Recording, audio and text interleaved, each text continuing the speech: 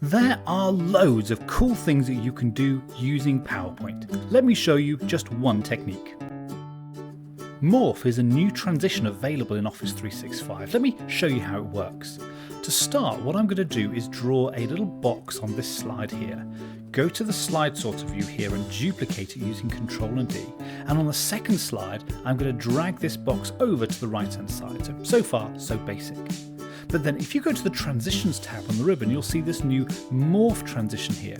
What that does is PowerPoint says, okay, this is the same box on a different slide, just in a different position.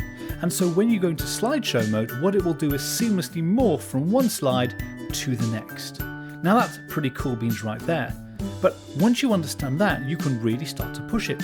So say for example, you take this box and not only move it, but perhaps change the size of it, and also maybe change the colour of it as well. And PowerPoint goes, oh okay, that's the same box, just in a different position and a different size and a different colour. I can handle that, and we'll seamlessly blend the two. Now that's cool beans right there, and it means you can do all sorts of funky stuff.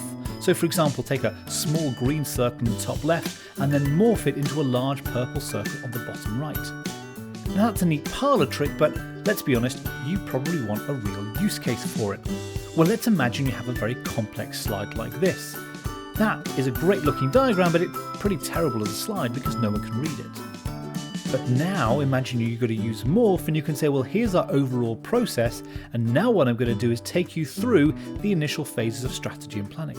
Then move across to the launch event, and so on and so forth, moving around the entire sequence to show people the relevant detail, explain what's going on, before finally coming to the end to say, and this is the overall process, which now becomes the PDF summary that you can share or the handout that you give to people.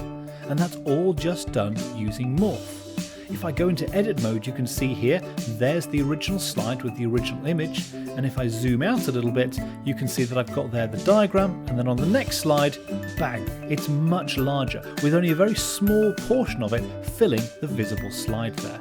And that is then Morph doing everything, making it larger, making it move, so you can seamlessly move between all of the different slides in the sequence. But you can take things further. Say for example you have a complex image.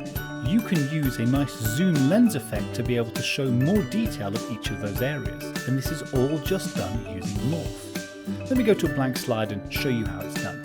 Here's a picture placeholder. I'm going to click to add in a picture of, say, the beach there, for example.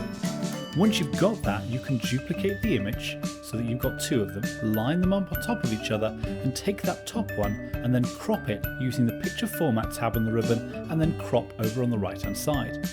Use the black grab handles to focus down on a particular area, so say the pool in the top left hand corner here. Once you've got that, you can say, well, I don't really like it being a rectangle, so go back to the Picture Format tab on the ribbon, choose Crop again from the drop down, and here you can choose to crop to a shape.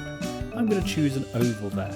Now I don't particularly like the aesthetic of it being an oval, so I'm going to go back to the Picture Format tab and crop, and this time choose Aspect Ratio, where you can choose a nice square 1:1. That gives you the ability to now make a nice perfect circle around your pool, so that's looking pretty good.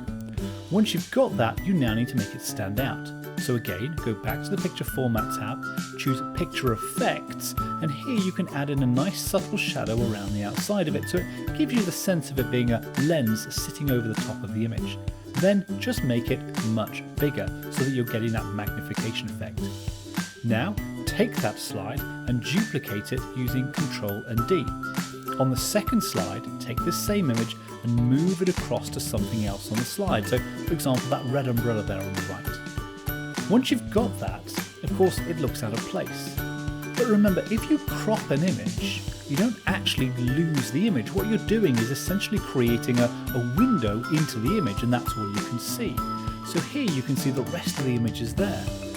And of course, once you've done that, you can also move the image within that crop frame. And so I can now reposition it so that it's focused on the red umbrella.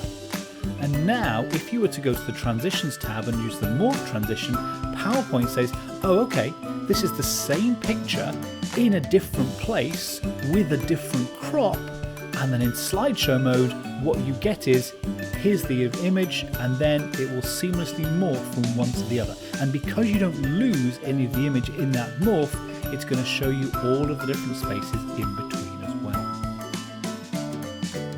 So how can you see all of this amazing stuff and how to achieve it in PowerPoint?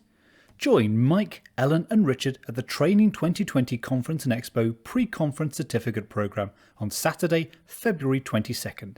Looking forward to seeing you there.